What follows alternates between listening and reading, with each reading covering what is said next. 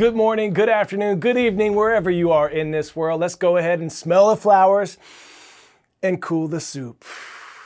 Get our minds right so we can dominate this day. I'm Coy Wire. This is CNN 10, the best 10 minutes in news. We start today with news of the new Speaker of the House. Republican Congressman Mike Johnson was voted in on Wednesday, becoming the 56th Speaker of the House in U.S. history. He represents the 4th District of Louisiana, serves on the Judiciary and Armed Services Committee. He has a solidly conservative voting record. He also supported efforts to overturn the 2020 election.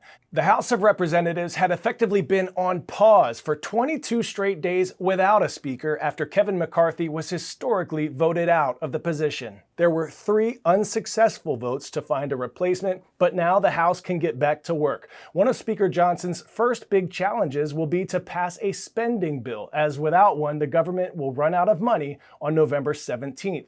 Speaker Mike Johnson is now 3rd in line for the presidency of the United States, behind President Joe Biden and Vice President Kamala Harris.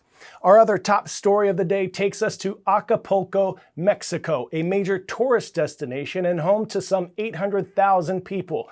Residents are now enduring Hurricane Otis, the strongest storm on record to hit this area of southern Mexico. Wednesday morning, Hurricane Otis began as a tropical storm but accelerated to a Category 5 in just 12 hours' time. The storm's rapid intensification was among the fastest on record. That burst of power gave people a little time to prepare. When we produced this show, the impact of the storm was not yet clear, but reports had indicated that the storm had knocked out all communication. For the latest on this storm, you can head to CNN.com. 10-second trivia. Yamoussoukro and Abidjan are 2 capital sites of what African nation? Ivory Coast, Ethiopia, Rwanda, or Gabon? Officially the Republic of Côte d'Ivoire, Ivory Coast is your answer here. We take you now to Ivory Coast, a country in West Africa between Ghana and Liberia. It is the world's top cocoa producing nation, as well as the top cashew producing nation, and it has one of the fastest growing economies in sub-Saharan Africa. But the southern city of Abidjan is dealing with a problem. Trash is piling up, especially plastic. We're about to learn why and how some locals and creative business leaders are finding ways to use that trash to make and save some cash. CNN's Zane Asher has more. On the edge of Abidjan in the Ivory Coast, waste is being dumped every day. Most of it plastic. Hundreds of workers in the country have long collected waste to sell on the informal market. But now informal workers like Martine San say the process is being formalized through industrialized recycling circuits where she's guaranteed around 16 cents per kilogram. We used to collect waste without knowing who we could sell it to. There were no real outlets. But since we've started with this structure, things are better. We are always paid within the week for what we bring back. Since we have this structure, I earn enough money to pay for my children's school and to feed my family. Sometimes, I even manage to save a little. Experts say the move towards formalizing a circular economy for waste in the Ivory Coast benefits the economy at large. According to UNICEF, only 5% of Abidjan's waste is currently recycled. In the last few years, it's developed to the point where we produce fuel from recycled plastic. There are young startups that have launched this, and it's something to promote. With plastic, we can also make furniture or tables and benches for school children. The trash that used to cause us problems must now be seen as an opportunity. From fuel to furniture, entrepreneurs across the country are finding the best ways to utilize plastic trash. One Colombian company, Conceptos Plásticos, has bet big on building the circular economy in the Ivory Coast. They've built entire schools out of recycled plastic bricks, saying the bricks are 40% cheaper than traditional building materials and are more solid. 30 employees at the company's Abidjan plant sort, crush, mix and transform plastic into these bricks. selling them primarily to programs run through NGOs like UNICEF. Our business is not to sell bricks. Our business is to have innovative solutions around circular economy. Even though Africa only produces around 5% of the world's plastic, it's the continent that's most affected by plastic waste.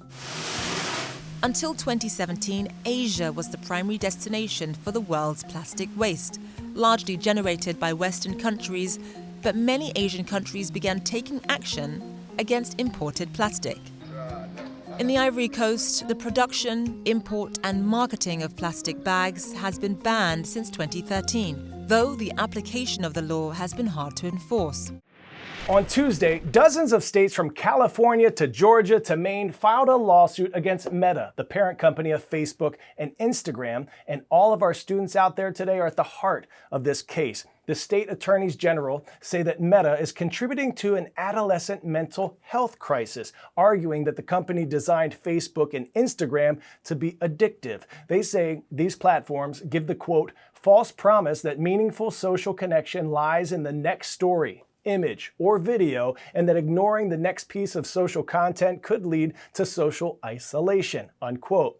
Now, Meta issued a statement saying it has over 30 tools to support teens and their families, and that they're willing to work with agencies to improve the user experience. But Meta, along with other social media companies like Snapchat and TikTok, are in for more legal battles as they face dozens of similar lawsuits from states like Florida and hundreds more from private individuals. That's the what. We'll let you decide what to think.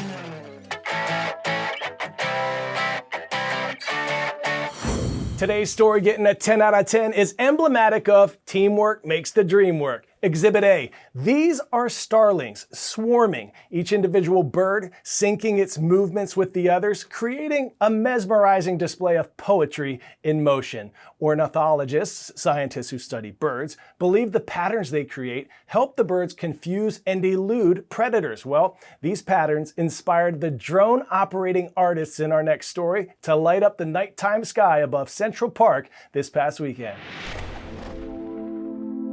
We started our studio in 2007. We were studying bird behavior at the time. Immediately we thought, how cool would it be if we would take that movement of birds but have it tangible in the sky? And that merged into what you see behind us.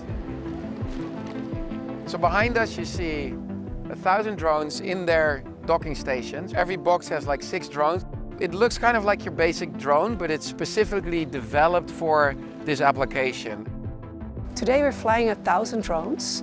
It's the biggest performance that we have done so far, and we were so happy to secure the first permit ever in Central Park to fly drones.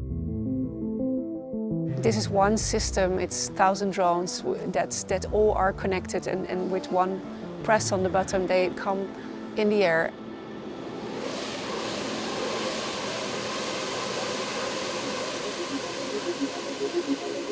Really our goal to bring people with lots of different backgrounds and different moments in their life together in this moment, and that everyone relaxes and gets tuned into the same frequency.